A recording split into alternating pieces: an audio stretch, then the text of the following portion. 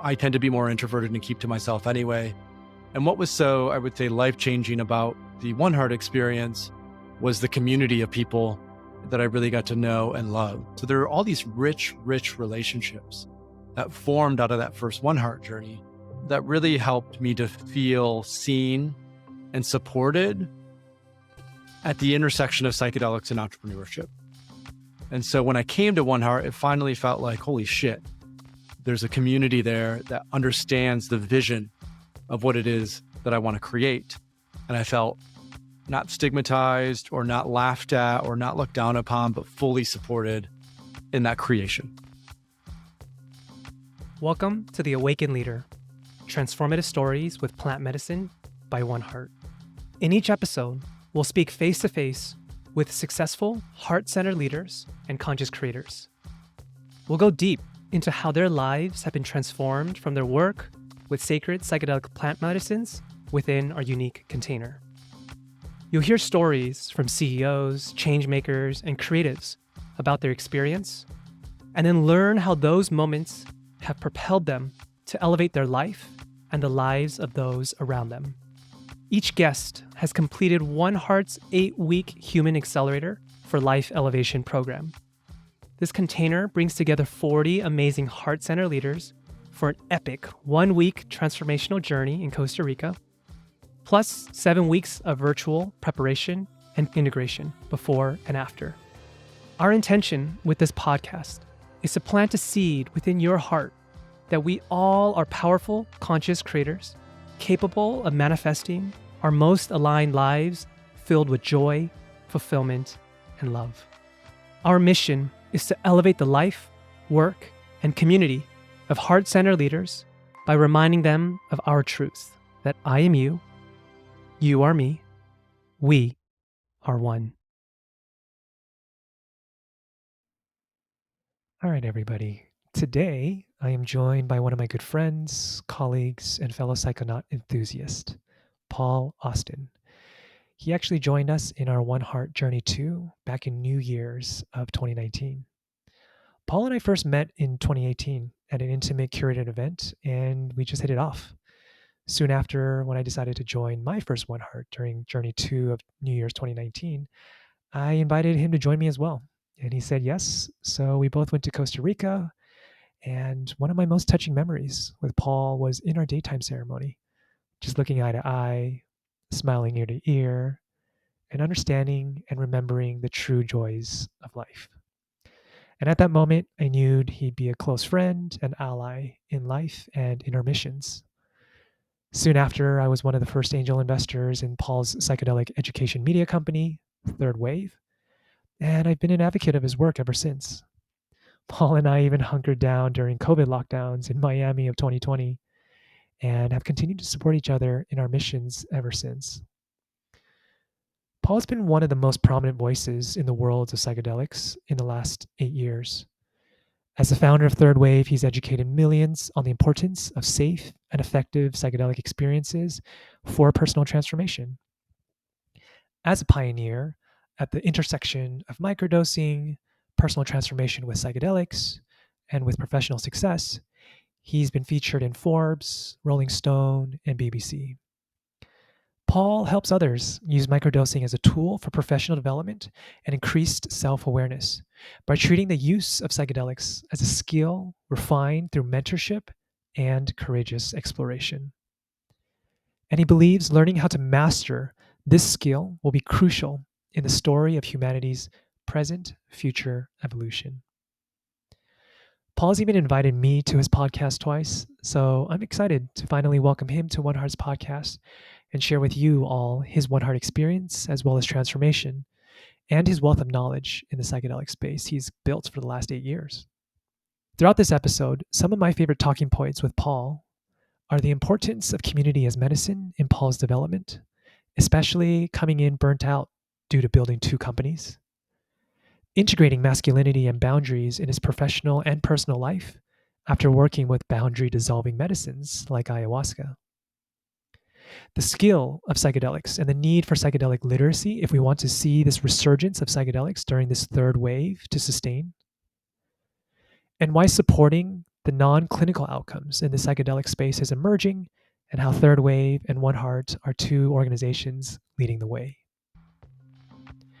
I'm excited to share this near and dear episode with a near and dear friend on this month's The Awakened Leader podcast. I hope you'll enjoy and know you will learn some golden nuggets from this amazing conversation with Paul Austin. It was quite the intro, Sae Koo. Thank you for Just for you. Thank you for really amplifying our entire story. And what's beautiful about it is it's really just the beginning. We've only known each other for 4.5 years, and there are just a handful of young men in the psychedelic space that are approaching this work with a high level of integrity as well as business acumen. That combination, I think, is somewhat rare. And so it's really been an honor to walk that path with you, especially over the last few years as we found deeper points of collaboration, as you've invested in Third Wave and even as you've come in and helped out with building some of the things that we're building internally. So I'm stoked to talk about our One Heart journey together. It's crazy that it was, 4 years ago now, more than 4 years ago now. It seemed like yesterday. And it really was an incredible week that we had the opportunity to spend together. Amazing, brother. Yeah, let's dive into that. So imagine kind of recapping our time together 4 years ago in Costa Rica, in our first One Heart journey together. And you actually wrote a beautiful article around your experience afterwards, in which you mentioned the words of your One Heart experience being somewhat cataclysmic, life-changing, and apocalyptic, but in the best way possible. I'm just curious, as you kind of reflect back 4 years from now, what was life-changing for you from that experience now that you can reflect? It's interesting that at that time in my life, I had been working on Third Wave and another company called Synthesis intensely for the prior year. So this is at the end of 2018 that we went on the One Heart journey. And so all of 2018, I was still running Third Wave, but it also had started this legal psilocybin retreat center in the Netherlands called Synthesis. I was living in New York City at the time, traveling back and forth to Amsterdam quite a bit, working 6 days a week, 7 days a week. And had been on this path over, the previous 5 years where I've been sort of on the productivity treadmill of how do I create and grow and develop freedom? Because as an entrepreneur and as a largely bootstrapped entrepreneur, especially in an industry like psychedelics, there's a lot of stress just to grow without having really a significant revenue source. And so I came into that journey relatively burned out, exhausted. I hadn't really had a vacation or time off in months, if not years. And that opportunity was the first time that I had a chance to do ceremony with a group of people that I felt very aligned with. Prior to that, I had gone to Rhythmia, which is another ayahuasca retreat center, but really connected with a few folks, but I tend to be more introverted and keep to myself anyway. And what was so, I would say, life-changing about the One Heart experience was the community of people that I really got to know and love. I mean, some of my closest friends, including you, including someone who I still work with at Third Wave, including someone who, another person who has been a mentor, Gerard, who I know has already been on the podcast, Nicole, who I've done a lot of video with and helped her with her microdosing documentary. There were even a couple folks who were on that journey, Alex Atwood, who then ended up enrolling in our training program for coaches. So there are all these rich relationships that formed out of that first One Heart journey that really helped me to feel seen and supported at the intersection of psychedelics and entrepreneurship. And the reason for that is because in late 2018, early 2019, psychedelics were still very much a fringe thing. And a lot of the folks who were getting into the psychedelic space were more activists or therapists or guides. They weren't really entrepreneurs. And in fact, being an entrepreneur in the psychedelic space meant you were a greedy capitalist, right? And so I was getting a lot of that. And then around that same time, in that same vein, as an entrepreneur, right, no one was really going into the psychedelic space yet. It wasn't until 2020 that there was really a push from the broader public to start companies. So as an entrepreneur, it was also insane that I was starting a company in a largely illegal market where there was really no sense of when this would be feasible to do. And so when I came to One Heart, it finally felt like, holy shit, there's a community there that understands the vision of what it is that I want to create. And I felt not stigmatized or not laughed at or not looked down upon, but fully supported in that creation. Yeah, I very much resonate with that. I too had just come out of a burnout phase as I was entering into that journey of my startup, not in the psychedelic space, but I had been so fascinated with my own personal exploration that when I heard One Heart was curating a group of the intersection of entrepreneurs with the conscious curious, leveraging psychedelics as a tool, I mean, that spoke to my heart. And so to meet you, meet others, and as I say now to many who are looking to experience One Heart, one of the differentiations or one of the most unique components is the community aspect of these really curious folks that are very high performers and want to do good. But at first, realizing that a lot of it requires their own exploration in the inner world to heal, to work through, to break down, to break through, and then be able to show up in the highest. So I very much resonate with that. And I felt that in our journey too. And to this day, is still my favorite journey out of all of the 15 or 16 that I've been through, probably because it was my first time in such a beautiful, beautiful community. So thank you for sharing that. And I mentioned that my favorite memory was in that third daytime ceremony, seeing you eye to eye, smiling ear to ear. And the sun was probably shining right behind you. So it was just like a perfect moment to just bask in. And it's still a clear memory for me. I'm curious, as you reflect, what was a favorite memory of yours from your overall One Heart journey experience? The day ceremony has such a sort of effervescent, magical way about it, right? Because the way that ayahuasca is often worked with is deep in the jungle, in the dark. And so to have an opportunity to sit in ceremony with 40 other people in the daytime, when you can look others eye to eye, right? I remember what felt so special about that day ceremony, because just like you, it was the highlight for me. But what felt so special for me was the seating arrangement. So Tom, who was the bus driver, as he calls himself, for the journeys, he does assigned seating, and he happened to seat me. We kind of had an inner circle and an outer circle because we were in this Maloka to fit everyone. And he seated me in that inner circle across from someone who I'd come to get to know quite well, Nicole, and right by him. And so it felt very beautiful to be seated in that way, because it really felt like an honoring of the work that I had done and the way that I'd shown up in the plant medicine and the psychedelic space. And I feel like Tom, more than anyone else, as a mentor, had recognized that and had seen that and had chosen that with intention. Now, I could just be making up the story and he just sort of closed his eyes and randomly, or maybe it wasn't even Tom, maybe it was the guy who was supporting him. But I feel like that honoring meant so much to my capacity to see myself as a man and a leader. And, you had asked in the previous question, why was it so life-changing, cataclysmic, apocalyptic? And certainly it was the community, but it was also a coming deeper into my own strength and capacity. And I remember one of the sort of takeaways that I personally came out and part of my integration process for a month afterwards was this concept of no bullshit. You probably remember this. And your tattoo. Talking about it. And your I tattoo. couldn't stop talking about it for a month. I even got it tattooed on my chest. That's how much it meant to me, with a lion. And so that day ceremony and that ayahuasca experience helped me to remember my power and the capacity that I have, that when I'm fully turned on and showing up, that I can create anything that I wish. And so often when I'm stressed, when I'm burned out, when I'm sort of in the weeds, when I'm, when there are other difficulties, and I think this is true for a lot of people, we forget that capacity. And so the power of that day ceremony, with eyes open for the most part, was a remembrance of that power. A couple of things here. Firstly, love that we got to experience Tom's magic.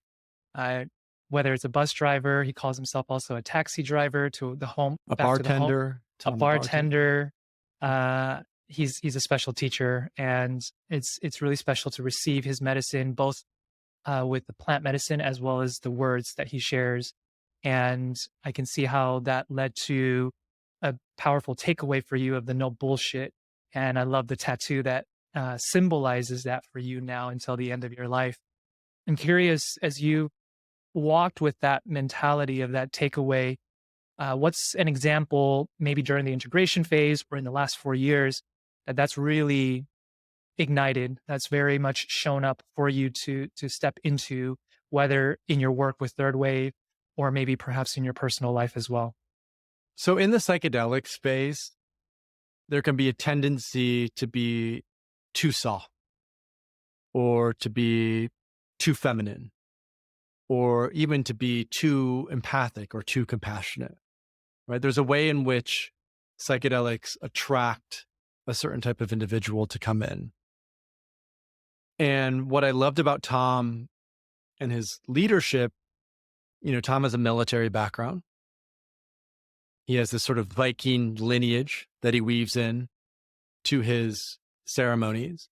And I felt very aligned with that myself, where I didn't have to be ashamed of my masculinity, that in fact, my strength, my vision, my even fiery nature is way more of an asset than something to sort of tuck away.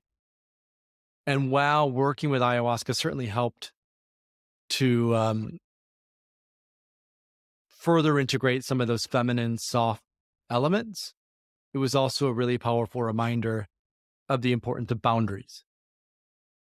And as I've gotten deeper into the psychedelic space and deeper into kind of working with non-duality, what is always present in non-dual states is paradox. And so how we work with paradox dictates how capable we are of navigating the sort of intricacies of life. And so the paradox that I landed on was needing to be powerful and strong and execute vision while still being soft and kind and compassionate, right? That these are not mutually exclusive, but that there's really a both and. And so the way that then showed up, and like I said, my integration process was pretty significant for 6 months, because I also, around that same time, just after our retreat with One Heart, had to confront some internal issues with the team that I was running at the time. And so there were some difficult choices to be made. And one of them was essentially to shift out of the team that I had at the time to size way down and to basically restart and rebuild, because the way that the culture had been developing was quite toxic. There was a lot of, let's say, social justice warrior mentality that was creeping in, which is quite prevalent in the psychedelic space. And so there was a need and a decision to set a clear boundary that won't be the type of organization that we have, that we're focused on excellence, that we're focused on changing paradigms, that we're focused on education, that we're not focused on identity politics and other sort of ridiculous things of that nature. And so that was difficult and it was challenging, but it also was a reminder. I remember when all of this was going down, I wasn't working much. I was taking time off. And I just remember thinking, this is sort of like a phoenix, in the ashes. I'm lying in the ashes right now, and I'm preparing for a rebirth.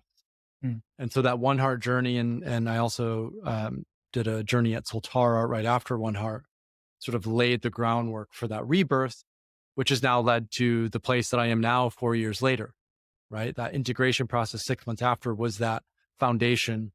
And now business is better than it ever has been. My relationships are better than they ever have been. My mental health is better than it's ever been. I finally found like I'm out of this Saturn return, and in a stable, clear, focused place. And as you know, the work never ends. There's more to uncover. I've been in a really deep relationship over the past year. And so through that, even love is an incredible psychedelic in terms of what it brings up. I've come into a lot more awareness about other aspects of who I am. And yet what remains true is I know what it is that I want. And I know what it is that, more importantly, that I don't want. And that boundary I think that capacity to set clear boundaries is really important with psychedelics because they're so boundary dissolving. And this again gets back to the nature of paradox. With them being such boundary dissolving medicines, the importance of then ourselves setting clear internal boundaries becomes that much more critical. I love this. There's a term that I've been using for myself in my own deeper exploration with calling in the masculine energy is the integrated masculine, right? So there's books around the superior masculine or the evolved masculine, the mature masculine. I've been using a terminology around the integrated masculine to still weave in the feminine essence, the compassion, the heart, the love, and the softness and the tenderness. And at the same time, as you mentioned around the paradox, still be able to cultivate and practice the masculine traits of boundaries and, in this sense, no bullshit. And I love that because, yes, in this work, it can be sometimes some people really just need that tough love and giving them that masculine energy. And like you said, in this work, it's also boundary dissolving and calling in that masculine energy, calling in that discernment is still going to be very, very powerful and potent for this work. Also, in your article, you mentioned, which I love because we do get this a lot, is you were mentioning your first reaction when reading the website and reading about some of the results that we were seeing within One Heart was full of skepticism. And we get that a lot. And I too was actually very skeptical in my first One Heart. And you mentioned by the end of the journey, you experienced a shift in vulnerability, presence, and perspective.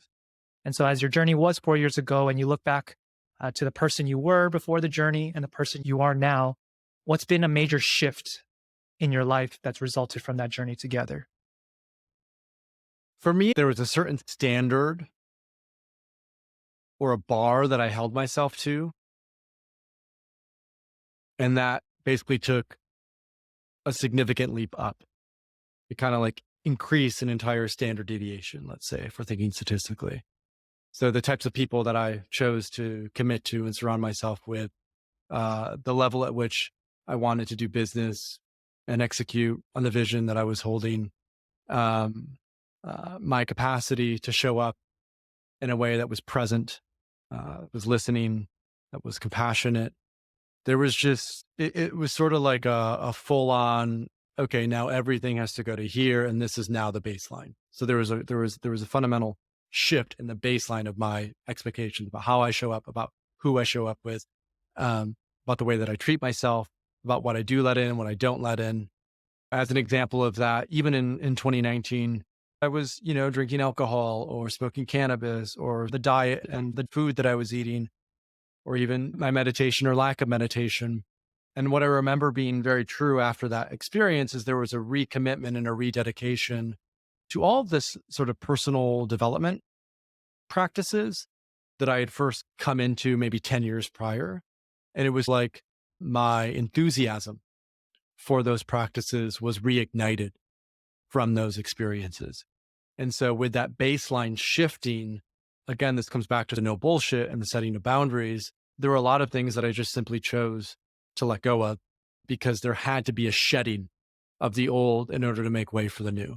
And I feel like this is what psychedelics are so phenomenal at facilitating, is that death and rebirth process, right? We know about ego dissolution, we know about the mystical experience, but what they do time and time again is they allow us to accept what is and surrender into that.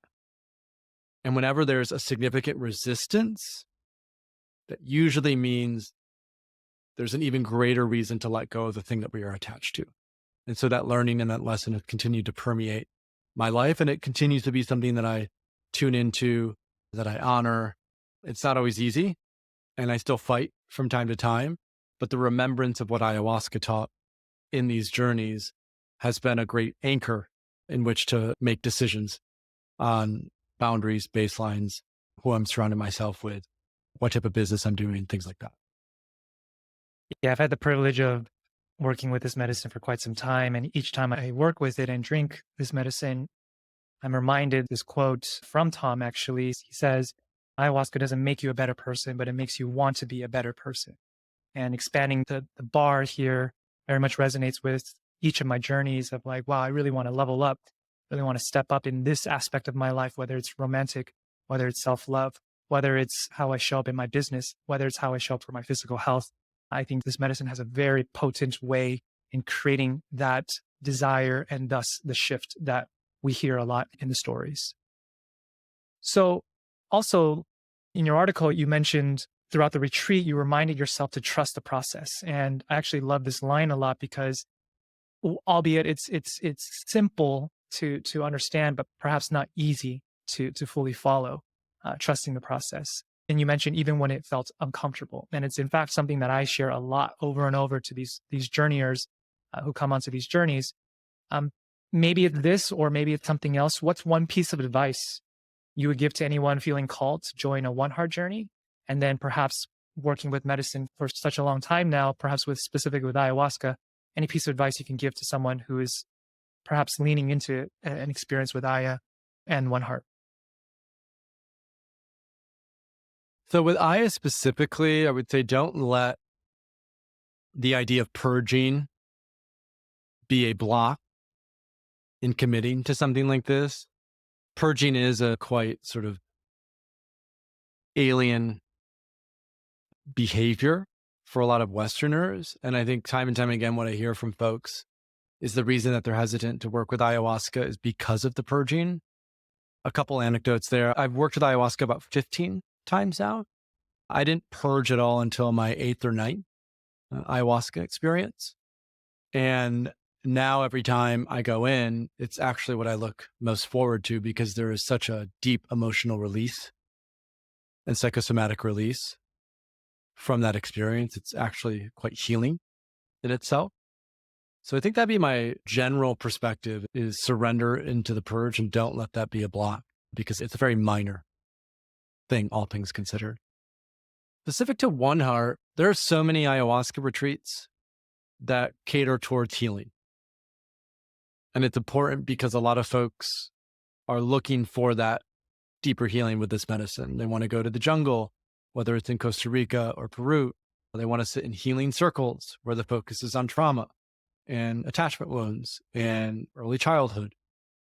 And my advice or perspective is for those who are going to One Heart, to do some inner work yourself before you step into that container, because ayahuasca will heal you regardless. But the opportunity in attending a One Heart journey is to go above and beyond. It's to actually transform, not to necessarily just heal.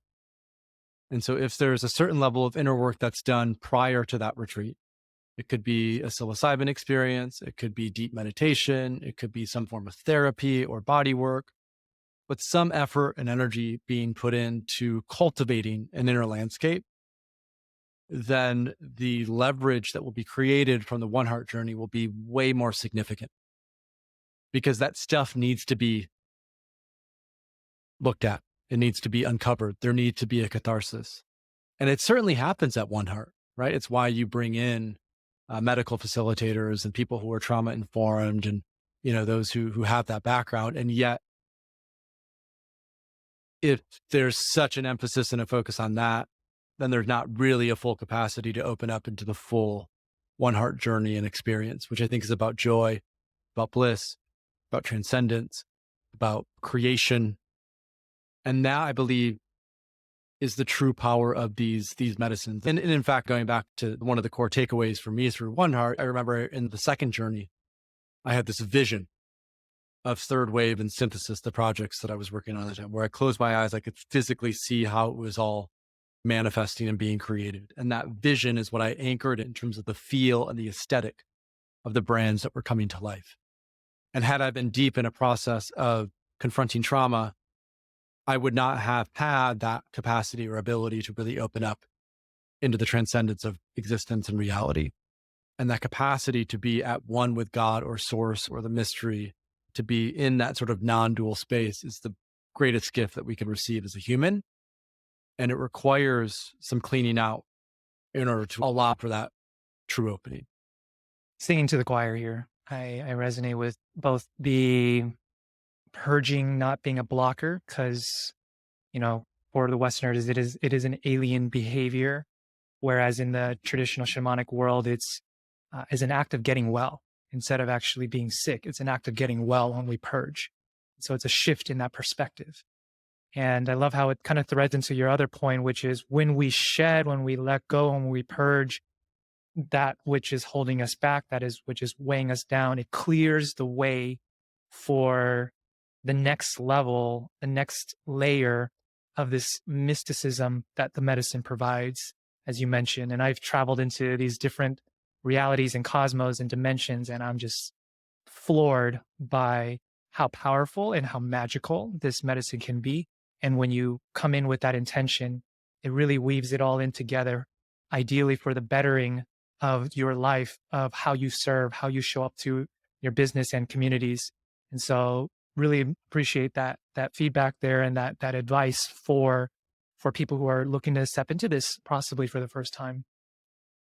So I wanted to ask you one final question before we move into some of the beautiful work you're doing with Third Wave and these other projects you've been launching, which is, what has been the greatest gift this grandmother medicine ayahuasca has gifted you, whether within One Heart or in general in other containers? Just speaking to the medicine of ayahuasca, what has she given you as the greatest gift that you've realized? It's interesting because it's been years now since I've worked with ayahuasca. So in 2017, I attended Rhythmia and had 4 ceremonies there. The next time I worked with ayahuasca was at One Heart, and then I went to Soltara after One Heart. And then I did a couple of ceremonies that were in like underground, like one in New York and one in San Francisco.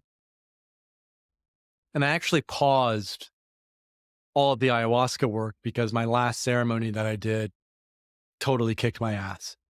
And it was like a very difficult experience. Like, just, I won't share too much about it, but it was a very difficult experience, very, very humbling in many ways. And the container that was set up for it was not ideal to hold that level of medicine, that potency of medicine. So I would say one of the core teachings has been the importance of humility and of reverence. You know, I'm someone who throughout my 20s was quite arrogant and cocky about certain things. I still have a layer of that still. I think that confidence is important when doing anything visionary, but I've really learned the importance of listening, the importance of patience, the importance of surrender and allowing. Humility when we're working with these medicines is so necessary to allow them full access to our entire being, right? If we're just leveraging ayahuasca for our own personal gain, our own personal need, there's certainly an individual aspect to the growth and the transformation, absolutely. But one of the key teachings and the key lessons that I've come away with ayahuasca is existence in life is so much greater.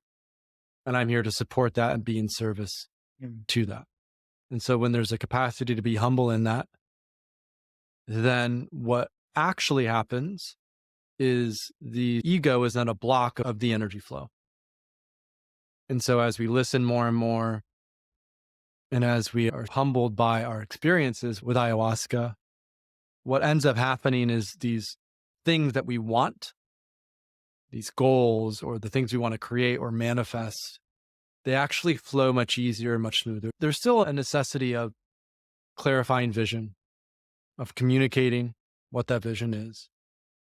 But there's also a teaching that a lot of it is simply getting out of the way. And what I continue to grow into in that process, and it's actually why I'm going back into ayahuasca this year. 2023 for me is a year of ayahuasca. I'll be sitting with a couple incredible facilitators in Mexico at the end of March. And then we may have something at Reunion where you are currently at with Shapiba Maestros, who I also am looking to do a dieta with. So 2023 is when I'm coming back into it, because there's still an aspect of myself that feels guarded, that feels like I can't fully express, that feels like the feelings that I want to talk through and express aren't necessarily, it's hard sometimes for me to really communicate them to, for example, my partner or those who I'm very close to. So there is a sense of, and this is what ayahuasca is also so good at, is breaking down those guards and reminding us of the power of full expression. And that feeling and emotion is so much more moving than the intellect. The intellect is sharp, it's edgy, clever. I think it's also quite important. I love to read and write, and my intellect is my strong suit in many ways. And yet, opening the heart, softening into that, knowing how to really express from a place of deep gratitude and feeling is a teaching that ayahuasca continues to give. And it's why I don't know if excited is the right word necessarily, but it is why I'm looking forward to doing more work with incredible facilitators this year with Mother Aya. The words of reverence and humility have been top teachings for me as well. I sometimes personally joke to myself when I see someone coming into medicine containers that may not know better and it's not their fault, but they're just new to this, that reverence and humility is such a foreign concept to them that I wouldn't be surprised if it becomes a very challenging ceremony experience for them. And it's been such a reminded, solidified learning for me that when one chooses to come in with that humility, that thus promotes the reverence when we drink this medicine, that our ego, like you said, doesn't get in the way so that we can really take the ride of this roller coaster, this spaceship of where it wants to take us with so much feeling of freedom and liberation. And you also mentioned something I just wanted to speak to around expression. I think this medicine is very powerful in cultivating expression. It's been a journey of mine, and my outlet has actually been voice, vocal singing, and playing music in ceremonies. And I've seen also expression be cultivated in the ceremonies through movement and dance with the music as well. And so, either with you and with those who are listening who struggle with expression, these ceremonies are powerful ways to cultivate that expression when invited in the circle, to move, to dance, to sing, to play, so that muscle is reignited within ourselves and thus integrated and weaved into our day-to-day life. I wanted to take a turn here because you have such wealth of knowledge in the intersection of psychedelics and personal transformation for quite some time. And I know many of our community and even our listeners were first exposed to psychedelics and sacred medicines for the first time through One Heart.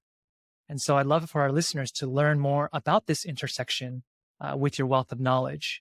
And something you've coined and perhaps used a lot is the skill of psychedelics for transformation. So I'm curious, what does that mean? And why is it important to be skilled in this psychedelic landscape? So this concept I landed on a couple of years ago, the skill of psychedelics. So just like we can learn how to cook, just like we can learn how to write, just like we can learn jujitsu, which sounds like you're learning right now in Yes. Brazil. There are all these skills that we develop where if we go in with a beginner's mind, we do it better and better and better. We become more skillful at it, which allows for a more sort of articulated expression in everyday reality. The difference between a black belt and a purple belt is significant in jujitsu. The difference between cooking a 5-course meal and scrambled eggs is significant with cooking.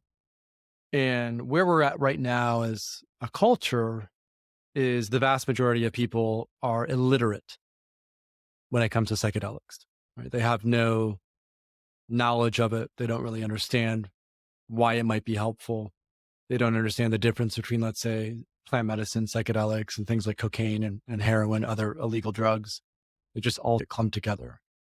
And so my mission through Third Wave and the vision has been the cultural integration of psychedelic substances, right? That these medicines should be legal and accessible to any adult who wishes to use them. And in order for us to get there, we essentially have to create an educational context to improve overall psychedelic literacy.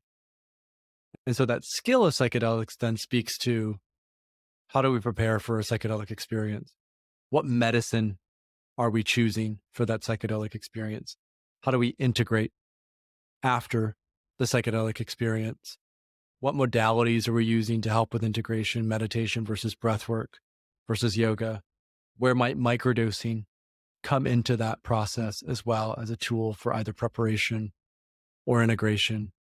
All of these elements create this matrix of psychedelics as a skill. And then the other considerations are frequency. How often are we doing this, right? With high doses, it might be once every 6 months. With microdoses, it might be twice a week for 2 months. With things like meditation, it's more likely every day, right? So frequency is also key as part of that. And what I think is necessary for us to, let's say, legally integrate psychedelics is to ensure that everyone has a baseline literacy. So just like in the Enlightenment and the Renaissance, right? We went from basically being a culture where no one could read to at least 10% of people could read, which then has led to today where most people are literate and can read. And I think what's happening right now in this third wave of psychedelics is we're asking, how do we get at least 10% of people to be highly literate when it comes to psychedelics? And then how can everyone else at least have a baseline understanding of the pros and cons, why these should be legal and accessible, how to contextualize them, how to use them, et cetera, et cetera. Now, to make this more individual for those who are listening, they might be thinking, okay, how do I get started on this path, or why is this relevant for me? So really what one of my sort of North Stars is our capacity to create. And when we feel like we have agency, we have autonomy, we feel like we are the creators of our own destinies and our own existence, that's incredibly empowering. And what psychedelics often remind us of is that we have the capacity to create anything that we want. And so the more skillful we become at working with psychedelics, the easier it actually is to create. And so the easier that the creative process comes, the less blockage there is in our life and existence. Because all of a sudden, there's not a challenge or an obstacle, or there's nothing that feels like it's overwhelming, or there's nothing that feels like it's too much for us to hold or to handle, because we recognize that we have these allies with us, these sacred plant medicines that can help us to navigate uncertainty or challenge or difficulty. And obviously, you've created the third wave as a media and education platform to educate the skill of psychedelics with the guides, with some of the programs. And one thing I found very, very unique that you launched, I believe, last year or about a year and a half ago was this coaching certification program. That was another way to educate the coaches that are out there supporting their clients in various works, to integrate psychedelics as a skill into their tool belt, and so that they can pass that on to their clients. And so I'm curious, and then you also mentioned a lot around the non-clinical outcome that you are focused on, and that's why you go down this path of psychedelics as a skill for personal transformation and moving into the coaching realm. Am I missing anything here? Why did you create this? What is your vision with this program? I'm so glad you brought this up, because you were also instrumental in the early days of the program. You did the first 2 retreats. You helped to facilitate. You helped to advise on the development of it. And we are now actually just finishing our 3rd cohort of this training program. We'll start our 4th cohort in February, and then another cohort in June, July of this year. And we'll have cohorts that start every so often, probably every 3 or 4 months. And the reason that I felt compelled to develop this program is because there are a lot of training programs that are coming out now in psychedelics. Every single one of them focuses on clinical indications, on the therapeutic use of psychedelics, on how psychedelics are helpful for us to get back to baseline.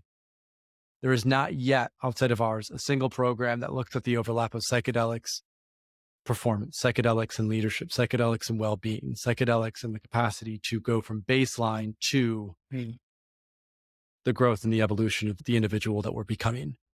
And so I was looking at all these programs, and I think it's important, obviously, to train therapists and train psychologists and train psychiatrists. We need that as well. But what we're really focused on are performance coaches, executive coaches. About 1/4 to 1/3 of the people who enroll in our program are executive coaches, life coaches. We could call them spirituality coaches. We have relationship coaches. We also have some therapists, some clinicians who see the limitations of the medical model and really want to expand their practice into that non-clinical perspective. Because the truth of the matter is most people are not struggling with a clinical indication, right? Most people are not incredibly depressed or have complex PTSD or are alcoholic. Now, those people are often ones that need the help the most, which is why they're coming into psychedelics. But there are, I think it's like 70 to 80% of people are not on any sort of medication. And so I think it's really important that we serve those individuals and that we meet them where they're at, not necessarily to do deep healing work. There may be some healing work that's involved, but instead to help them paint a vision of the individual that they're becoming and to remind them of their power of stepping into that person. And so that's really the focus of the training program. And let's train then the ambassadors. Let's train the inner circle of those who will then go out into the world and do this work. The other element of this is it's less focused on becoming a guide or a facilitator. We will have a program that we roll out probably at the end of this year that will be specifically for guiding. It's much more on the coaching around it. How do you help prepare clients? How do you assess clients to understand where they're at and what might be a good fit for them? How do you help them integrate after that experience, whether it's with microdosing or other supporting modalities? So we're really looking at the entire context around the psychedelic experience rather than guiding the experience itself. Now, that we have plenty of people who enroll who are guides, or we're looking to develop that, but the focus of the training program is much more on the coaching element. Yeah, one way I like to describe the psychedelic space on a binary perspective is that there's sort of this group or movement happening for the curing of the sick, and there's this movement for the bettering of the well. And as I've come to understand this non-clinical outcome, this coaching certification program and training program is very geared towards that segment of people that may not be on any medications, that do have this feeling of like, I'm stuck and I know I have so much potential and capability for my next level. And I've been hearing a lot around medicines and psychedelics being a supportive tool for that acceleration development. And that's how I'm seeing this program serving that group. And one of the most beautiful visions I receive in my medicine work and even outside is that when we can touch and support and elevate and expand these people who are high performers, are in the service, heart, mind set, are devoted to creating a ripple effect of the communities they touch or the missions that they're on. And psychedelics and medicine can be a support of that. Wow, I think that's beautiful. Right? I think there's a top-down approach versus a bottoms-up. And I'm not saying there's anything wrong with the other side. I'm just saying what you're seeing is that there's this other segment that we can support. And that's what I felt so called to support you on this program, because I see that aligning with this grander vision of supporting those who have this influence, that have the resources, that have the power and potential to create this massive ripple effect, and supporting them in realizing their fullest potential, their highest alignments, so that they can show up in their work and the lives they touch with higher integrity, with more love and compassion and kindness and joy, et cetera, et cetera. Well, and there's a quote that I'm sure you've heard me say before, but for the audience and the listeners, I think this helps to encapsulate the vision of what you're talking about. And it comes from Buckminster Fuller, who invented the geodesic dome, was an incredible innovator, came up with this idea of spaceship Earth. And what he said is, you never change things by fighting the existing reality. To change something, build a new model that makes the existing model obsolete. And so what we're talking about here is when we inspire change makers, leaders, visionaries, innovators through the medicine, and often this sort of sense of interconnectedness that comes from it, recognizing the truth that all energy is related, that all energy is connected, then our capacity to create new models based on that truth is way more significant. And those are the new models that need to be built, right? Because the models that we've been living in over the past 400 years, while they've been helpful to scale industrialism and production, they are built on the sort of fundamental, I would say, untruth that the mind and the body are separate. This came from Descartes, right? I think, therefore I am. And that has been, I think, the greatest misnomer in the history of Western civilization. And so coming back into that truth that the mind and the body are connected, that we are connected to the earth around us, we then approach business, we approach healthcare, we approach education much differently. And so this new model that's being created is centrally important then to ensuring that we as a species can adapt to our current sort of existential crisis and continue to survive and thrive over the coming decades and centuries. Beautiful. I have two final questions for you, and we'll close. The first one, if you could just quickly talk about this new book on microdosing that you've recently launched. And why I'm calling this out is because I think you're such a great advocate for education.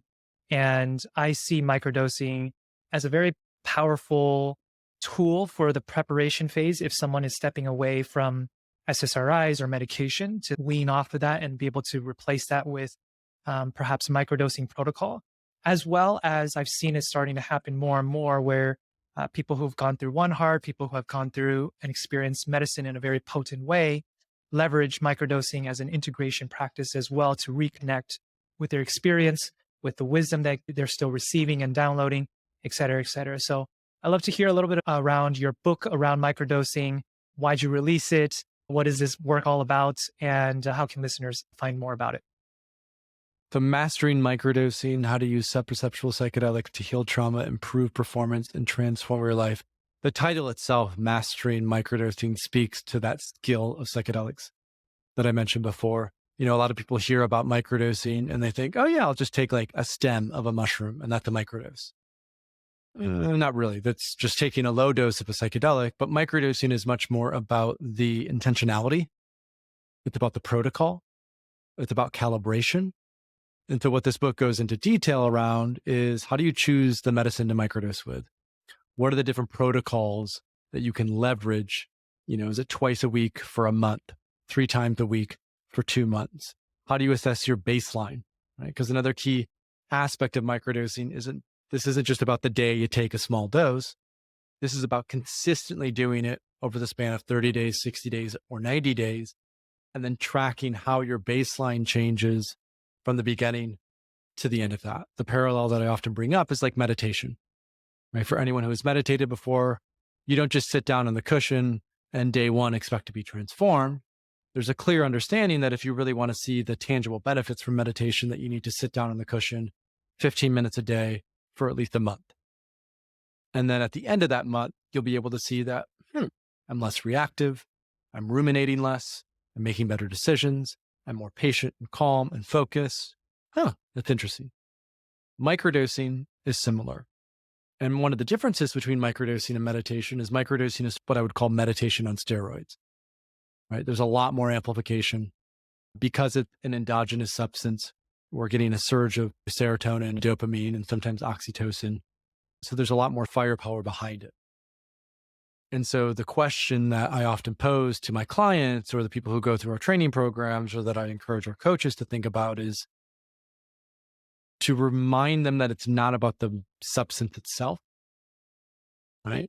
It's about the catalytic nature of that substance, what it opens up. And so when people start to microdose, they notice, it's actually easier to sit down and meditate every day. It's actually easier to make better decisions about the food that I eat or going to the gym and exercising. My mood is better. And because I have a better mood, I'm more social, I'm more extroverted, I'm able to better relate to people. And so there are just these small changes that happen that when it's committed to over 30 to 60 to 90 days, there's sort of a compound interest in that.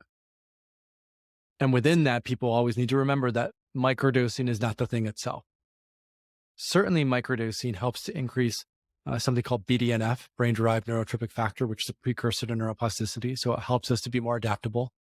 But again, what matters most is what are you choosing to do with that energy? Are you choosing to take back control and make different and better choices that will actually support the person that you are becoming and not the person that you once were? And this is why microdosing can be so helpful even in an integration phase. After we work with, let's say, ayahuasca, for the next week or 2 or 3 weeks, we feel open, we feel loving, we feel compassionate. We're in this bask, this glow of ayahuasca. And what microdosing can do is it can elongate that. So instead of it just being a week or 2 weeks, when we commit to a microdosing protocol in the integration phase after a high dose, we actually open up the capacity to make significant behavioral change for a month or 2 months or 3 months after. Now, last point that I'll make around this, and then we can get to the final question. Too much of anything is not necessarily a good thing, right? So microdosing in moderation is also important. So after committing to an initial protocol, right, it's also important to take time off, to take a week off or 2 weeks off or 3 weeks off, to reassess your baseline, to sort of observe how it's shifted and changed. And then if you feel called, to go back and commit again to microdosing with a clear intention or purpose behind that. And thank you for all that. And I'm sure people can find it on Amazon. On Amazon. Yeah, Amazon. Yeah, Awesome. Mastering Microdosing. Thank you. So the final thing I wanted to just get your thoughts on, and this is something I learned a lot actually from you. And I remember first asking you, why did you call the third wave the third wave? And you taught me and shared with me that the first wave of psychedelics was in the ancient shamanic times. We're talking, pre-colonization, how people were really leveraging this as a ceremonial, spiritual, religious aspect. And you jump into the second wave, which was in the 60s, 70s, the summer of love with Timothy Leary and all that, kind of a hippie rise during that time. And then the third wave, which is this resurgence that we've seen in the last maybe 4 or 5 years, perhaps maybe a little bit longer that you've seen. And you mentioned that your inspiration for building third wave comes from this deep knowing in your heart that as more people gain access to these tools and use them responsibly, the world becomes a better place. And we're also seeing more destigmatization occurring with high leverage celebrities, including Aaron Rodgers. Prince Harry just came out of psychedelic closet the other day. Will Smith is coming out. And there's obviously all this research emerging of the benefits of the people who are with PTSD and trauma. What is your grandest vision for the third wave of psychedelics? And how do we approach this third wave from the learnings of the previous 2 waves? To start on a very practical level, to me, success for this third wave of psychedelics is for every adult to have the option to work with psychedelics if they want. In other words, there's a legal framework for the vast majority of people, particularly in North America and Europe, to work with plant medicine, whether that's ayahuasca, 5-MeO, MDMA, ketamine, LSD, psilocybin. So that, I think, is a successful third wave of psychedelics, legal access for the vast majority of adults. How we get there then is informed by these first waves and these second waves. So I really look at the third wave as the integration of those 2 waves. And so the fundamental values of the first wave is lineage, shamanic practice, the mysteries, the sort of spiritual healing that comes from it, a ritual, even religion, I would say, is a remembrance of religion. When I first started doing LSD at the age of 19, I was starting to trend into atheism pretty hard. I grew up in a quite religious family. I was starting to trend into atheism. And then I did acid and I was like, oh, this is what they're talking about, right? So there's a felt embodied gnosis of these experiences. And I think that needs to be honored and weaved into this third wave of psychedelics. There needs to be religious protection. There needs to be an honoring of group ceremonies. There needs to be deep shamanic work that's done. There has to be cultural reciprocity within that process as well. And one of the hallmarks of the second wave, so yeah, we know about Timothy Leary and Ram Dass and the counterculture and the Grateful Dead and Ken Kesey and all that stuff. But what was so beautiful about the second wave is that the scientific method was first applied to psychedelics. And what that means is precision, accuracy, knowledge, best practices, protocols, right? So there's a way in which we can take a lot of the information and knowledge that's now been developed through research, that's been understood through anecdotes, that's been experimented with, and we can actually apply some of those best practices. This is more like the skill of psychedelics that I was talking about.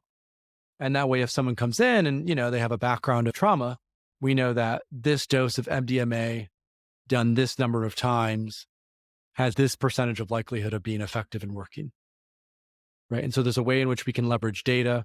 I'm wearing an Aura ring. There's a way in which we can leverage personal data, personalized healthcare to essentially fit every psychedelic experience like a glove to that of the individual. So it's both rooted in ancient practices, but also personalized to the needs of where that person is at. And even more importantly, where it is that they're going. And again, this comes back to the skill of psychedelics, right? When we work with these medicines skillfully, that path becomes so much easier because of their potency and their power as an ally. In terms of my vision for it, I have visions for content and programs and retreats. And what I've noticed is it's one step at a time. And so what matters most is to stay grounded, to stay centered, to cultivate stillness, right? To definitely have a clear sense of that larger 30-year vision, but also to stay close to home and to know this comes next, and then this comes next, and this comes next. So there's really an emergent quality with psychedelics, because as we're seeing in the space right now, there's a lot of investors who are coming in. There's a lot of new companies that have started who think they know what they're doing, who are trying to apply maybe a pharmaceutical approach to psychedelics, or a typical VC investor-backed approach to psychedelics. And what I've learned time and time again is psychedelics know where they're going. We are just conduits for that process. And this goes back to the humility. This goes back to the listening. This goes back to all of those things. And so they will do what they want. And I think what psychedelics care about most is freedom and, in a way, decentralization. So I often talk about then the vision is like a mycelial network where every single node of that network is empowered. They have agency, they have autonomy, and they are deeply connected to everyone else in that community, in that network. And that, I think, is like the core of Third Wave as we built it out. It's community first, right? We have programs, we have a grow kit, we have a course, we're rolling out more things. But at the end of the day, it's how are we cultivating relationships? Because I think time and time again, what I learned from psychedelics is the importance of relationships. What makes us human is our capacity to relate in a deep, significant way to other humans. And so I'm really looking at then how are we holding a space of community that feels like they can go at it together, because 1 + 1 = 3. If we're individual, if we're alone, there's way less that we can do compared to when we are aligned and connected with a group of people. And this goes back to what I mentioned at the very beginning of the episode today, right? The biggest thing from attending One Heart was the community. And what I've been able to create with those people, the introductions they've made, the advice that they've given, the investments that they've provided has been instrumental in developing this vision of the third wave of psychedelics. Yeah, really appreciate that beautiful vision. And I always say the beauty of this work is that we work through our own shit first and work through what needs to get let go so that we can show up with just such deep, profound compassion and love and alignment with one another in the relational dynamic. And I think our brotherhood and the relationships you've cultivated since One Heart is a perfect testament to that. And I just want to say, I'm so grateful that we met at that curated small retreat, that we decided to hear the call to sit together in ceremony, which I always think is such a beautiful bonding opportunity, to say the least, and resonated with one another to now be allies in this space as young men who have not only a strong ambition, but the devotion to execute on the grander vision of what we've been talking about. It's a pleasure, it's a joy, it's a humble gratitude for our relationship, all you've done, and the time today, and the story you've shared, and the experience you've shared. Really, really appreciate it. And thank you.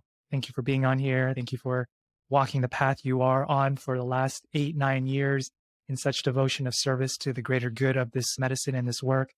And learned a lot, and hope that our audience was able to receive the wisdom from your One Heart experience and your wealth of knowledge in this space. Thank you, Paul. I acknowledge all of that and just want to return the favor.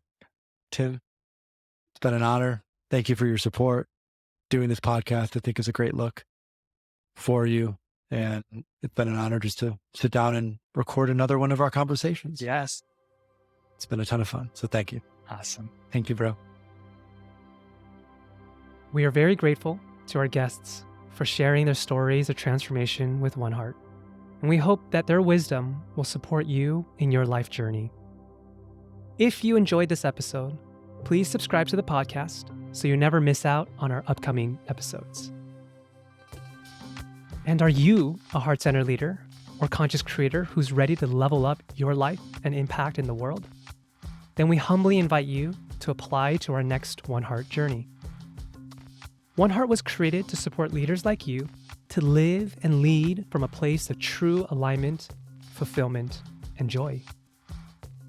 Our 8-week Human Life Accelerator is built around a 1-week journey to Costa Rica with sacred psychedelic plant medicine and a world-class experience that blends many ancient and modern modalities for growth and elevation. Before and after our 1-week journey, we support you with our curated preparation program and integration masterclasses that will help you land your breakthroughs in your day-to-day life for maximum and sustained transformation. Over 500 amazing leaders have joined One Heart on our journeys over the past 4 years. And if you would like to apply to join our next journey, head over to oneheart.com. That's the number 1, HEART.com. Sending you all my love, and remember to always choose love.